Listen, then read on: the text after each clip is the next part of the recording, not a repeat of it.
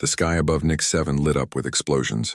Commander Melody Frost stood on the bridge of her ship, the Starlight Defender. Her blue uniform showed her rank in the Terran Alliance. Through the large window, she watched her fleet battle the enemy. "Commander, the dragon ship is breaking through our line," said Lieutenant Olivia Blackwood. Her voice was steady, but her eyes showed worry. Melody nodded. The enemy ships looked like dragons from old Earth stories. They had metal scales that caught starlight and turned it into deadly beams. These ships belonged to the Draconians, an alien race said to be as old as the stars. "How many colonies have they hit now?" Melody asked. 3 in the past 3 months, Olivia replied. "They seem to be looking for something." Melody touched the screen in front of her. It showed the biggest enemy ship. This one was different. It was half living creature, half machine. Its name was the Heart of Fire, and inside was Valeth, the last true Draconian. All other Draconians were only part of the original race. But Valeth was pure, ancient, and dying. Her ship was both her body and her tomb. "Why is she attacking us?" Melody wondered aloud.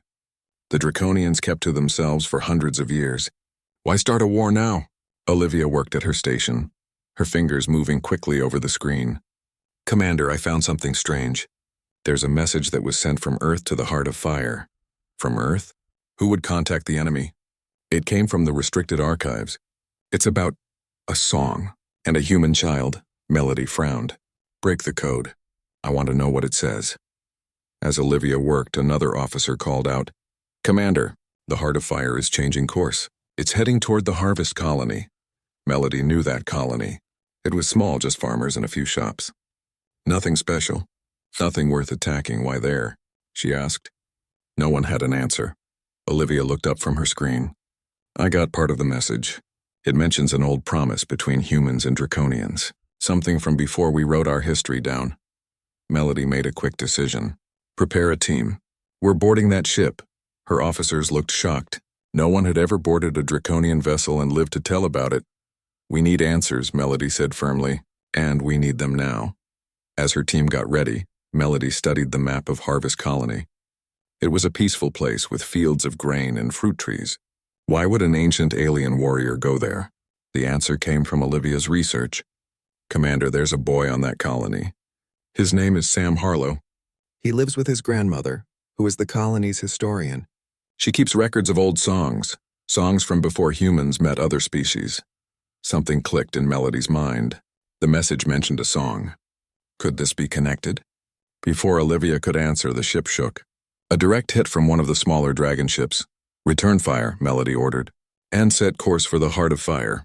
We're going in." Meanwhile, on Harvest Colony, the sky turned red.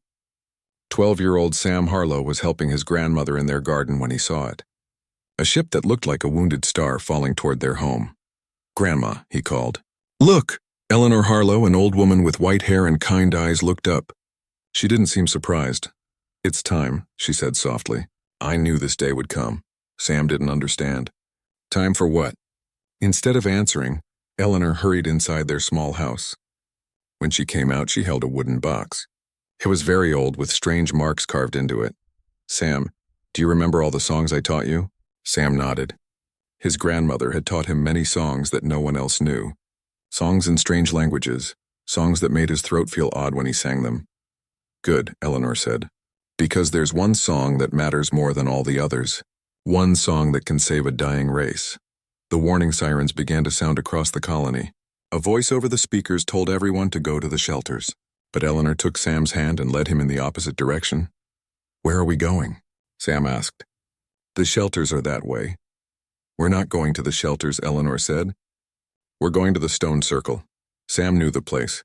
It was a ring of tall stones on a hill outside the colony. No one knew who put them there. They were older than the colony, older than human settlement on this planet. As they walked, Sam looked up at the dragon ship. It was huge, bigger than the colony itself. Its metal scales glowed red and gold. It moved like it was alive. "Grandma, what's happening?" Eleanor squeezed his hand. "You're special, Sam. Your eyes. Have you noticed how they reflect starlight differently than other people's?" Sam had noticed. Sometimes, when he looked in the mirror at night with only starlight coming through the window, his eyes seemed to glow with tiny stars inside them. "That's because you're not entirely human," Eleanor said. A long time ago, when dragons still flew in Earth's skies, some humans had a special bond with them. Your ancestors were among those humans. Sam thought his grandmother was telling him a story like she often did, but the serious look on her face told him this was real. On the Heart of Fire, Melody and her team had managed to enter through a damaged section. The inside of the ship was unlike anything they had seen before. The walls seemed to breathe. Lights pulsed like heartbeats. "It's alive," whispered one of her soldiers. Olivia checked her scanner. "The main chamber is this way, and I'm picking up thousands of energy signatures." They moved carefully through the corridors. The air was warm and smelled like spices and smoke. They heard no sounds except the ship itself, groaning like it was in pain. When they reached the main chamber, Melody gasped. The room was enormous, filled with what looked like eggs, thousands of them glowing softly in the dim light. "What is this place?" she asked. "A nursery," Olivia replied, reading her scanner. "These contain genetic material. Commander, I think this is the last hope of the draconian species." As Melody moved closer to examine one of the eggs, a voice filled the chamber. It wasn't a sound they heard with their ears. It was inside their heads.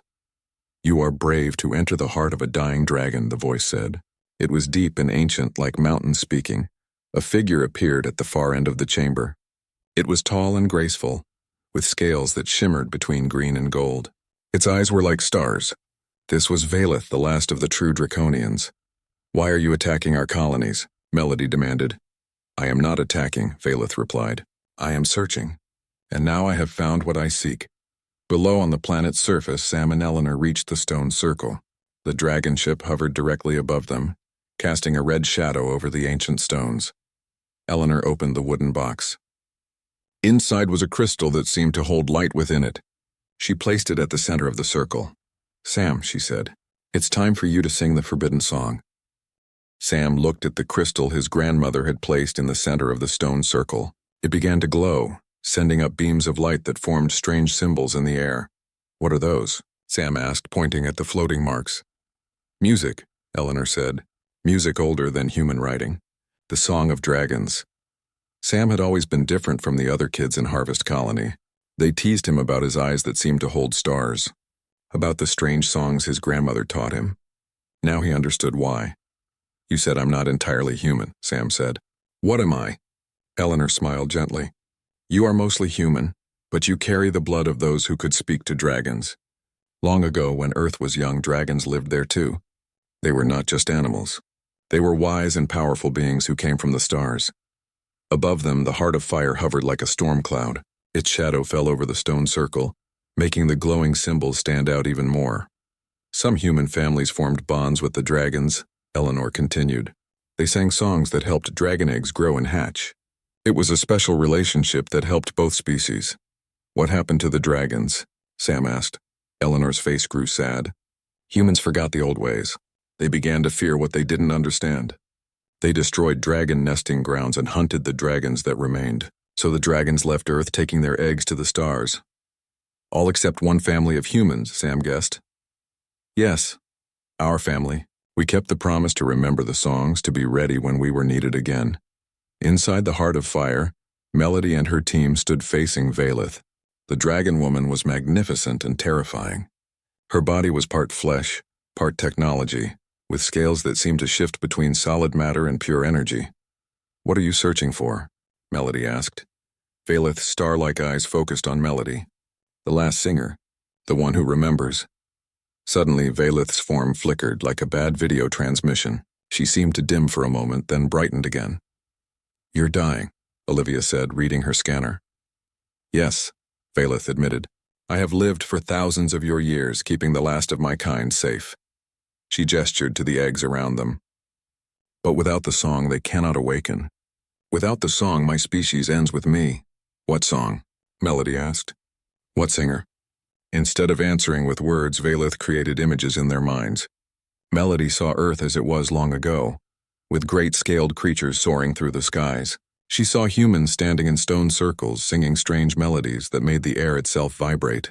She saw dragon eggs glowing with inner light as they absorbed the songs. "We were partners," Valeth's voice explained in their minds. "Guardians of life across the galaxy. We seeded countless worlds with the potential for life, including Earth. Humans were our greatest joy and our greatest sorrow. The images changed. Humans with weapons, dragons falling from the sky, the survivors gathering their eggs and leaving Earth behind. But one family line promised to remember. Valeth continued. One bloodline carried both human and dragon traits hidden for generations. Now I have found the last singer, the boy named Sam. On the planet below, Sam was learning the strange symbols floating in the air. They didn't look like any music he had seen before, but somehow he understood them. The colony's evacuation sirens are getting louder, Eleanor said, looking back toward their home. We don't have much time. What will happen when I sing this song? Sam asked. Life, Eleanor said simply. New life for an ancient race. The Draconians are not our enemies, Sam. They are our oldest friends and they need us now. Sam took a deep breath and stood at the very center of the stone circle. The crystal at his feet pulsed with light and time with his heartbeat. Just let the song come from inside you, Eleanor instructed. Your body remembers even if your mind doesn't. Sam closed his eyes. He thought of all the strange songs his grandmother had taught him over the years. Songs that made his throat feel different when he sang them. Songs that seemed to come from somewhere deep inside him, somewhere older than his own memories. He opened his mouth and began to sing. The sound that came out wasn't entirely human. It vibrated at frequencies that made the air shimmer and the ground tremble. The stones around them began to glow, revealing ancient carvings hidden beneath centuries of weather and moss. In the heart of fire, the egg suddenly pulsed with light, responding to the song that somehow reached them through space. What's happening? Melody asked, watching the eggs brighten. The awakening, Valeth said, her voice filled with hope.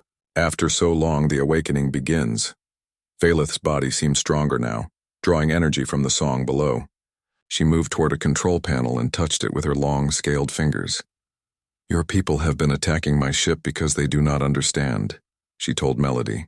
They see only a threat, not the last guardian of an ancient legacy. The Terran Alliance believes you've been attacking our colonies, Melody said. I searched them, Valeth corrected, looking for the singer. I took nothing but information. If your people were harmed, it was in defense only. Olivia was studying her scanner again. Commander, she's telling the truth. These attacks, they weren't invasions. They were search missions. Melody felt the ground shift beneath her feet, not physically, but mentally. Everything she thought she knew about this conflict was wrong. Why didn't you just ask for help? She demanded. Why all the secrecy? Valeth's star eyes blinked slowly. Because your leaders know the truth and hide it. The Terran Alliance classified all information about the Draconian-human bond as dangerous knowledge. Why would they do that? Olivia asked. Because it reveals that humans are not the first intelligent species from Earth. It shows that you were the younger siblings of a much older race. Your leaders prefer the story that humans conquered the stars on their own. On the planet's surface, Sam's song grew stronger. The crystal at his feet now projected not just symbols but images. Dragons soaring through space. Humans and dragons working together to create new life on barren worlds.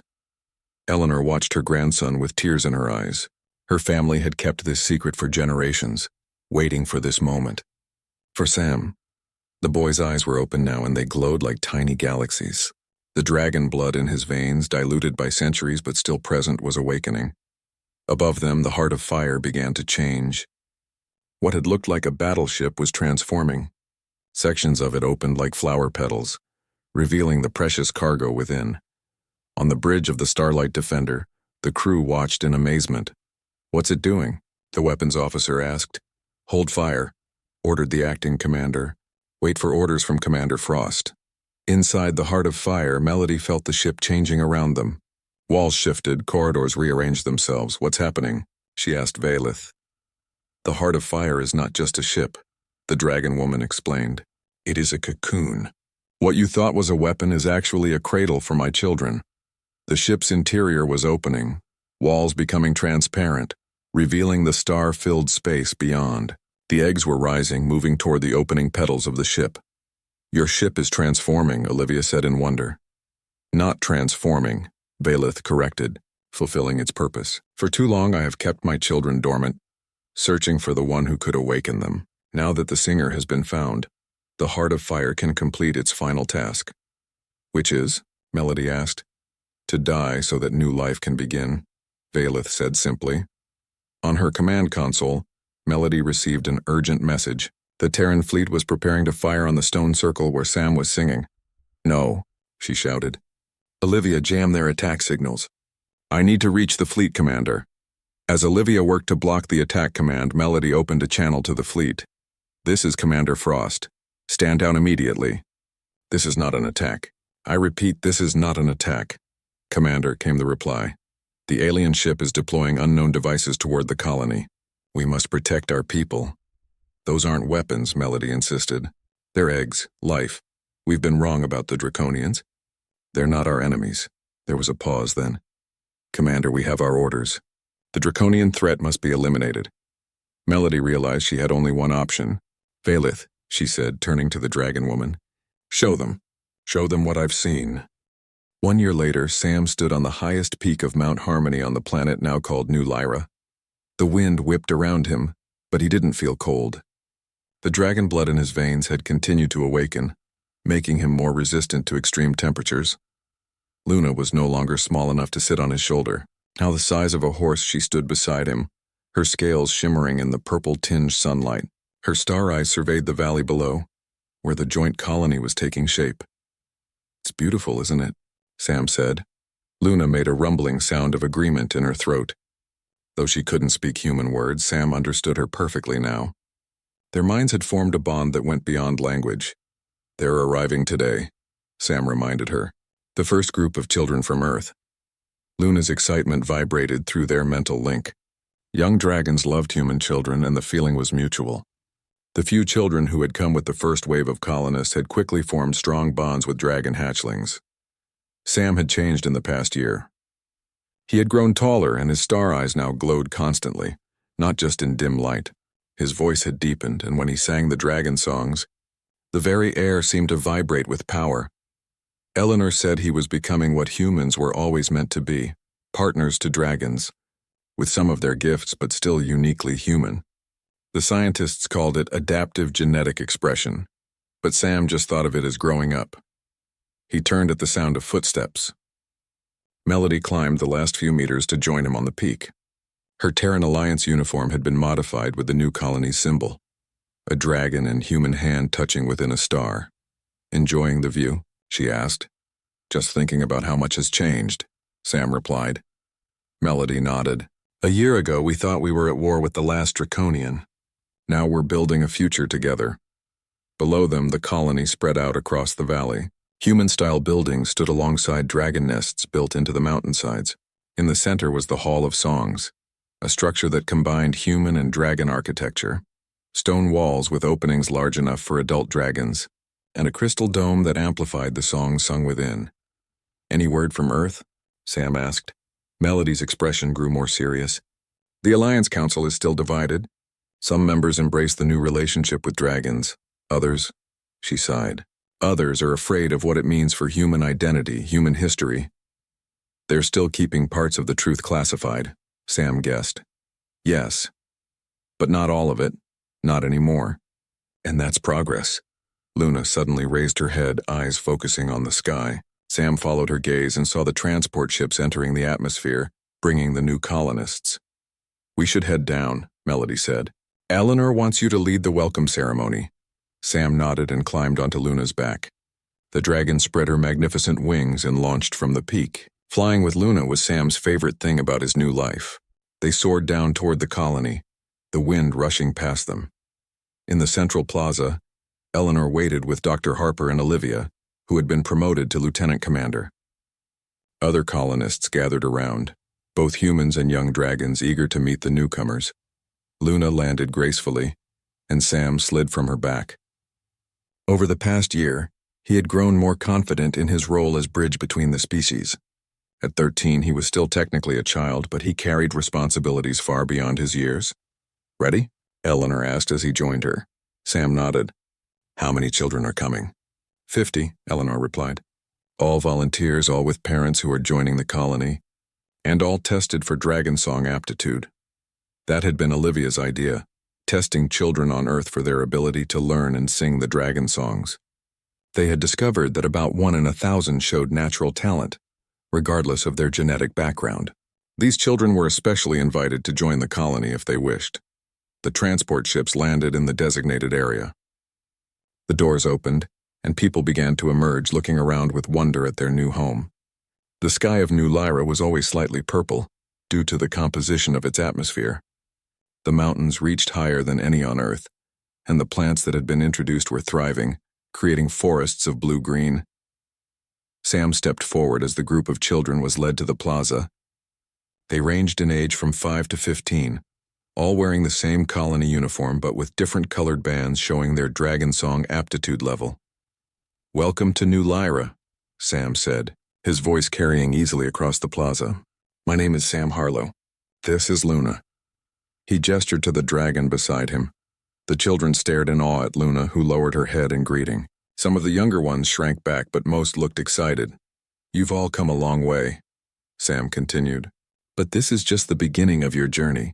Here, humans and dragons are learning to live together again, as we did long ago on Earth." As if on cue, a group of young dragons flew down from the mountain nests, landing in the plaza. They were about the size of large dogs now, their scales in various colors: blue, green, gold, silver, red. "These dragons are about your age," Sam explained to the children. "They're just as curious about you as you are about them. They want to be your friends." One brave little girl, about 6 years old with bright red hair, stepped forward. "Can I touch one?" she asked. Sam smiled. "If they want to be touched. Dragons choose their friends just like humans do." As if understanding, a small gold dragon approached the girl. It sniffed her hand, then gently pressed its head against her palm. The girl's face lit up with delight. One by one, the dragons approached the children. Not every child connected with a dragon right away, but many did, forming the beginnings of bonds that would grow over time. Eleanor watched with tears in her eyes. "This is what Violeth hoped for," she said softly to Sam. "A new beginning." After the welcome ceremony, there was a feast in the Hall of Songs. Human foods were served alongside the mineral-rich pastes that young dragons preferred. Music played, both human instruments and dragon harmonies combining in new ways. Sam sat with Melody, Eleanor, and Dr. Harper at the main table. Luna curled behind Sam's chair, occasionally accepting treats from his hand.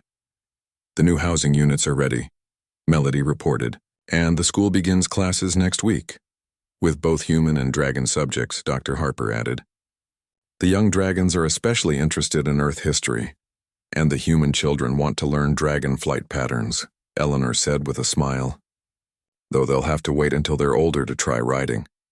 Sam looked around the hall at humans and dragons sharing space, sharing food, sharing music. It wasn't always easy. There had been misunderstandings, conflicts, moments when the differences between the species seemed too great to bridge. But then there were moments like this, of harmony, of connection, of shared purpose. A shadow passed over the crystal dome above. Sam looked up to see several adult dragons flying overhead. They were from the original eggs that had hatched when Sam sang the forbidden song. Now they were nearly full-grown, their wingspans wider than the largest earth birds. One of them, a magnificent creature with emerald scales, was Emerald, who had formed a special bond with Olivia.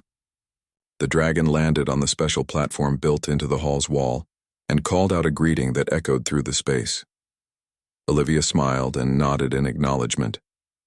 Though she couldn't communicate with dragons as easily as Sam could, she and Emerald had developed their own language of gestures and sounds.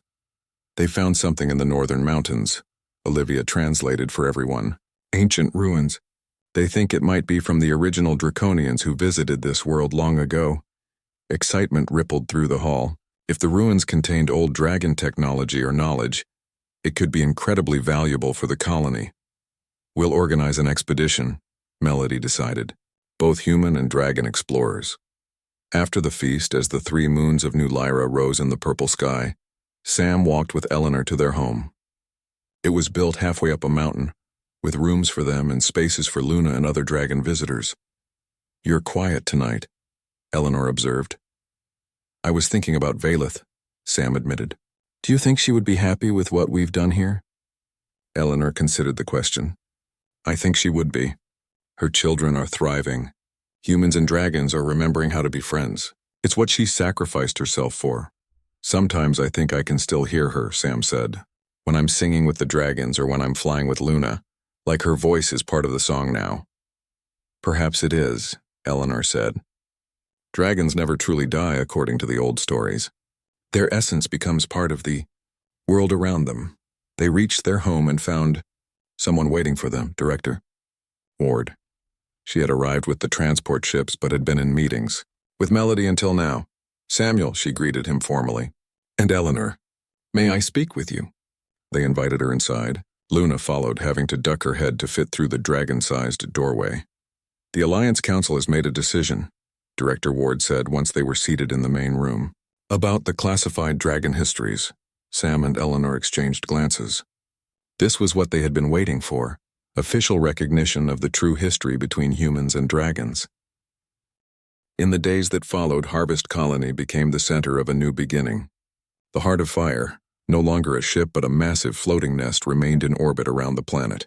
Inside, thousands of young dragons grew stronger each day. Melody stood in the colony's meeting hall, facing the gathered officials from the Terran Alliance. They had arrived quickly once news spread of what had happened. So you're telling us, said Director Kathy Ward, the highest-ranking official present, that everything we thought we knew about the Draconians was wrong? Yes, Melody said firmly. They weren't attacking our colonies.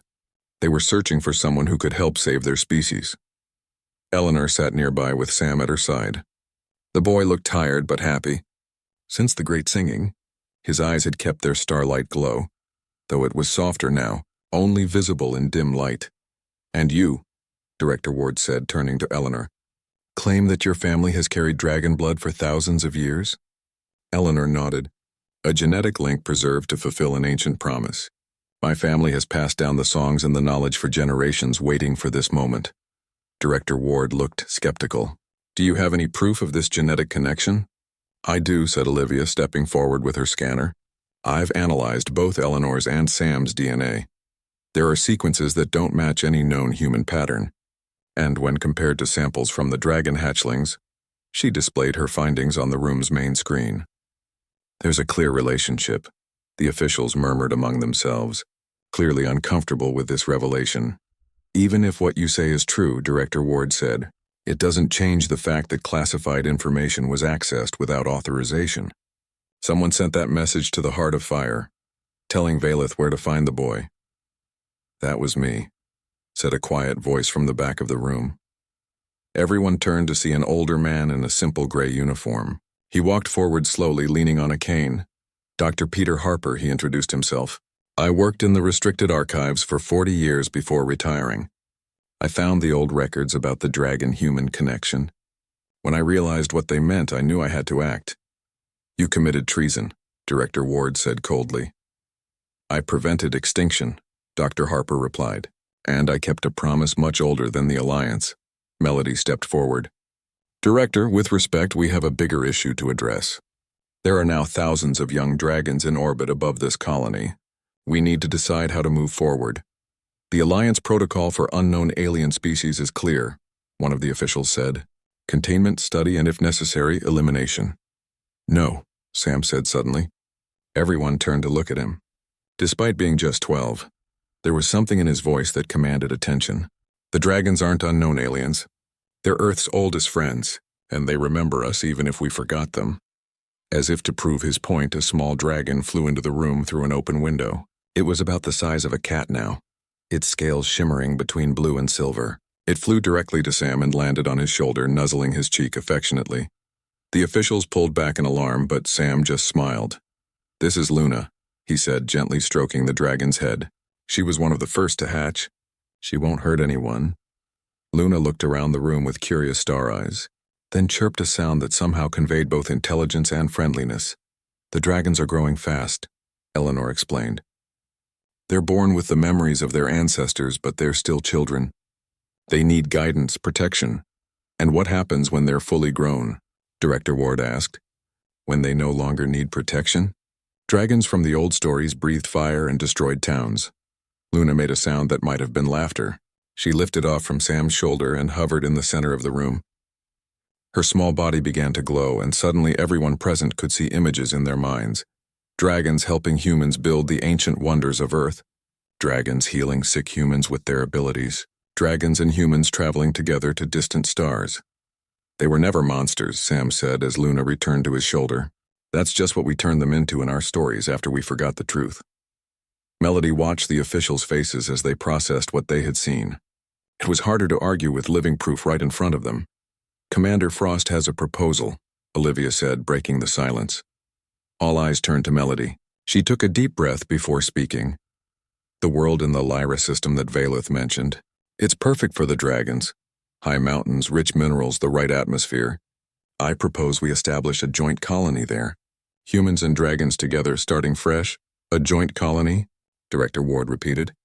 With an alien species we barely understand. With our oldest allies, Melody corrected. Think about it, Director. If what we've learned is true, dragons helped humans achieve our greatest early advancements. Imagine what we could accomplish together now. The room fell silent as everyone considered her words. Even the most skeptical officials couldn't deny the potential benefits of such an alliance.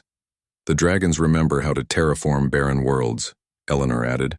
How to heal environmental damage, knowledge we've been struggling to develop on our own. Luna chirped again and Sam nodded as if understanding her. Luna says they remember how to travel between stars without ships. The boy translated, and how to speak across great distances without technology. Things we've forgotten how to do. Director Ward looked troubled. If all this is true, why was it classified in the first place? Why hide our connection to the dragons? Dr. Harper stepped forward again. Fear and pride, he said. After the Great Schism, when humans and dragons parted ways, our leaders decided it was better to believe we achieved greatness on our own. They buried the truth so deeply that eventually even they forgot it wasn't a myth. In the days that followed, more officials arrived from Earth. Scientists came to study the dragons. Historians examined the ancient stone circle and the crystal that had projected the song's symbols. Sam spent his days with the young dragons, singing to them, teaching them about the human world while they shared their inherited memories with him. Luna rarely left his side, growing stronger and more beautiful each day. Eleanor worked with Dr. Harper to restore the lost history, combining the old archives with the living memory of the dragons. Together they began writing a new account of Earth's earliest days, when humans looked to the skies and saw friends, not empty space. Melody and Olivia prepared for the mission to Lyra. The Terran Alliance, after much debate, had approved the joint colony project. Ships were being prepared, volunteers selected from those who had shown the greatest acceptance of the dragons. Do you think it will work? Olivia asked Melody as they reviewed the plans. Humans and dragons living together again after so long apart? I think we have to try, Melody replied. For both our sakes. One evening, Sam sat on the hill near the stone circle watching the sunset. Luna lay curled beside him, her scales reflecting the golden light. In orbit above, the heart of fire had begun to change again. Parts of it were breaking away, forming smaller vessels that would carry dragon groups to their new home. Will you miss this place? Sam asked Luna. The small dragon lifted her head and touched her forehead to his. In his mind, Sam saw images of mountains reaching to the clouds, of dragons soaring through purple skies, of humans and dragons building something beautiful together. I'll miss my friends here, Sam said, but you're right. We're going to make a new home that's even better. Eleanor joined them on the hill, sitting carefully on a flat stone. Your parents would be proud, she told Sam. They knew you were special even before the star eyes showed. Sam nodded. His parents had died in a transport accident when he was very young. Eleanor had raised him since then, teaching him the old songs, preparing him without his knowledge. Will all the dragons go to Lyra? He asked. Most of them, Eleanor said, but some will stay here and others will go to Earth. It's time for humans to remember their oldest friends. As darkness fell, lights appeared in the sky, not stars but dragons. Hundreds of them now flew freely in the atmosphere, their bodies glowing with soft inner light. Colonists came out of their homes to watch the beautiful display. In just a few days, attitudes had begun to shift. The colonists who had been terrified of the alien invaders were now fascinated by the young dragons. Children especially were drawn to them, finding that if they sang certain notes, the dragons would respond with songs of their own. It's happening faster than I expected, Eleanor said. watching the dragons dance in the night sky, the remembering. Humans and dragons belong together, Sam said with the simple certainty of a child. We just forgot for a while. Luna suddenly perked up, her star eyes focusing on something in the distance. Sam followed her gaze and saw a group approaching the hill. It was Director Ward with several other officials and scientists. Samuel Harlow, the director said formally when they reached him. We need to speak with you. Sam stood up with Luna taking a protective position on his shoulder. What about? Director Ward looked uncomfortable. Our scientists have been studying the data from when you sang the forbidden song. They believe you may be more than just a carrier of dragon blood. Eleanor stepped closer to her grandson. What do you mean? Valeth nodded at Melody's request. The dragon woman closed her star eyes and raised her scaled hands. A wave of energy pulsed from her body, spreading outward through the ship and beyond. In that moment, every human in the Terran fleet saw what Melody had seen. The true history of dragons and humans, working together as partners among the stars. On the bridge of each ship, officers stood in stunned silence as ancient memories filled their minds. They saw Earth when it was young, with dragons teaching early humans how to build, how to heal, how to care for their world. Hold your fire, the fleet commander said finally. All ships stand down. Inside the heart of fire, Melody watched as the eggs continued to rise toward the opening sections of the ship. Each egg glowed with increasing brightness, pulsing in time with Sam's song from the planet below. How is the boy's song reaching the eggs through space? Olivia asked. Valeth gestured to similar crystals positioned throughout the chamber. These amplify and transmit the vibrations. The song exists beyond normal sound. It resonates at the quantum level. Melody moved closer to one of the eggs. Inside she could see movement, something forming, growing stronger with each note of the forbidden song. The Alliance classified this knowledge, she said. They hid the truth about your species and ours. Yes, Valeth confirmed. After the Great Schism, what you would call a war, though it was more a tragic misunderstanding, your leaders decided humans would feel stronger believing they were alone in their achievements. The truth that dragons helped shape human civilization was buried. But why did your people leave? Olivia asked. If you were so connected to humans? Valeth's form flickered again, a reminder that she was still dying, despite the temporary strength from Sam's song. Fear, she said simply. Humans began to fear what they did not understand. They forgot the old songs, the old ways. They saw dragons as monsters to be slain, not as partners in creation, so we gathered what eggs we could and left Earth to the humans. All except my family, came a voice from behind them. They turned to see Eleanor standing in the doorway of the chamber. Despite the ship's complex security, the old woman had somehow found her way aboard. You, Valeth said, her voice filled with recognition. The keeper, Eleanor nodded. For 60 years I've kept the songs alive, taught them to my grandson, waited for your return. How did you get on this ship? Melody asked. Eleanor smiled. The Heart of Fire remembers me.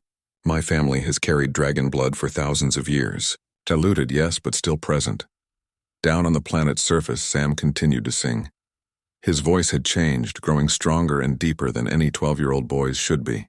The stone circle now glowed with blue fire that didn't burn, while the symbols in the air above the crystal had formed a complex pattern that rotated slowly. The colonists who had not yet reached the shelters stood at a safe distance, watching in amazement. None dared approach the stone circle, but many recorded the incredible sight with their devices. Back on the Heart of Fire, Eleanor approached Valeth without fear. I knew you would come, she said. When Sam was born with star eyes, I knew he was the one. You kept your family's promise, Valeth acknowledged. Through thousands of years. What happens now? Melody asked. The eggs are awakening, but what then? Will your species return to war with ours? Valeth shook her head. Her movements were becoming slower, more difficult. There was never a war, Commander. Only misunderstanding. Dragons are guardians of life, not destroyers of it. We have always been. As if to demonstrate her point, several of the eggs nearest to them began to crack. Thin lines appeared on their shimmering surfaces, spreading like delicate webs. They're hatching, Olivia whispered. Too soon, Valeth said, concern in her voice. The song must complete its cycle. Eleanor stepped forward. Let me help. I know the mother's part of the song. Before anyone could respond, Eleanor began to sing. Her voice joined Sam's, though they were separated by the void of space. Somehow their voices twined together, creating a harmony that made the air itself vibrate with joy. Through the ship's opening sections, they could see the colony below. The stone circle was now visible from space, a ring of blue fire on the planet's surface. The boy's song is the call to life, Valeth explained, as she watched the eggs respond to the combined voices. The keeper's song is the guide to form. Together they shape the hatchlings. What do the hatchlings need to survive? Melody asked, thinking practically. Will they be a danger to our colonies? Dragons are born with all the knowledge of their ancestors, Valeth said. They will know humans as partners, not prey. As for what they need, she paused, looking at her weakening body. They will need what all children need. Guidance, protection, love. From who? Olivia asked. You said you're the last of your kind. Valeth's star eyes turned to Eleanor. Not the last. The Keeper's family carries our blood, however faint. And Her form flickered again, more severely this time. I will give them what remains of me. On the planet below, Sam's song reached a new height. The notes seemed to pierce the very fabric of reality, creating visible ripples in the air. The colonists watching from a distance felt something stirred deep in their DNA. Ancient memories of a time when humans and dragons shared Earth. Inside one of the shelters, a colony teacher pulled out an old book of myths. In it were drawings of dragons unlike any depicted in standard human folklore. These dragons had star eyes and scales that shifted colors like living metal. The teacher stared at the images, then at the live feeds showing the heart of fire above their colony. It's not a myth, she whispered. It's history. Back on the ship, more eggs were cracking open. From inside came small creatures that looked like miniature versions of Valeth. Scaled bodies that shifted between solid matter and energy. Tiny wings that caught the starlight and reflected it in rainbow patterns. One of the hatchlings flew directly to Eleanor, circling her head before landing on her outstretched hand. It was no bigger than a bird, but its eyes held the wisdom of millennia. Hello, little one, Eleanor said softly. Welcome back to the universe. Valeth watched with joy and sadness mingled on her face. They are the future of my kind. The first new dragons in 1,000 years. And they'll need a home, Melody said thoughtfully. Somewhere they can grow safely without fear. There is a world, Valeth said, in the system humans call Lyra. It has mountains that reach the upper atmosphere, perfect for dragons to nest. Rich minerals they need for growth. It is uninhabited by intelligent life, but full of potential. I know it, Melody said. It's on the edge of Terran space, unclaimed. We could... She stopped, realizing she was getting ahead of herself. We could what, Commander? Olivia prompted. We could establish a joint colony, Melody said. Humans and dragons together, starting fresh. No hidden histories, no buried truths. Valeth's form flickered again, longer this time. When she reappeared, she was dimmer, more transparent. My time grows very short, she said. But yes, that is a worthy dream. A return to partnership. The heart of fire trembled as more sections opened. Now it barely resembled a ship at all. It was more like a massive flower blooming in space with the eggs at its center. We should inform the Alliance, Olivia suggested. Not yet, Melody said. First we help these hatchlings. Then we present the Alliance with a new reality they cannot deny or classify. Down on the planet, Sam's song was changing. It had moved beyond the awakening melody into something new, a song of welcome, of teaching. Through his voice, the ancient knowledge of dragons was being transmitted to the newly hatched dragons above. The boy's eyes now glowed so brightly, they were visible even from a distance. The colonists watching began to understand that something miraculous was happening, not an attack but a birth. Some of the braver colonists approached the stone circle drawn by the beautiful music. As they did, they felt an odd sensation, memories not their own surfacing in their minds. Memories of a time when their ancestors had stood in similar circles, singing to dragon eggs, helping new life come into the world. Inside the heart of fire, Valeth suddenly straightened, her form growing stronger for a moment. It is time, she said. The final transfer. Transfer of what? Melody asked. Of me. Valeth replied simply. All that I am. All that I know. All that dragons have been since the first stars formed. Eleanor nodded in understanding. The ultimate gift of a dragon mother. What will happen to you? Olivia asked. I will become part of them all, Valeth said. Not gone, but transformed. It is the way of my kind when our physical form can no longer continue. As if responding to her words, the hatchlings began to gather around Valeth. There were hundreds now, maybe thousands, flying in a beautiful dance around their mother. Commander Frost, Valeth said formally, will you stand witness to the rebirth of the draconian species? Will you pledge to protect these children until they can protect themselves? Melody stood tall, understanding the importance of this moment. I will, she said, and I will make sure others understand what happened here today. Valeth nodded in satisfaction. Then she turned to Eleanor. Keeper of songs, your family has fulfilled its ancient promise. The debt between our kinds is paid. But I would ask for one more service. Anything, Eleanor said.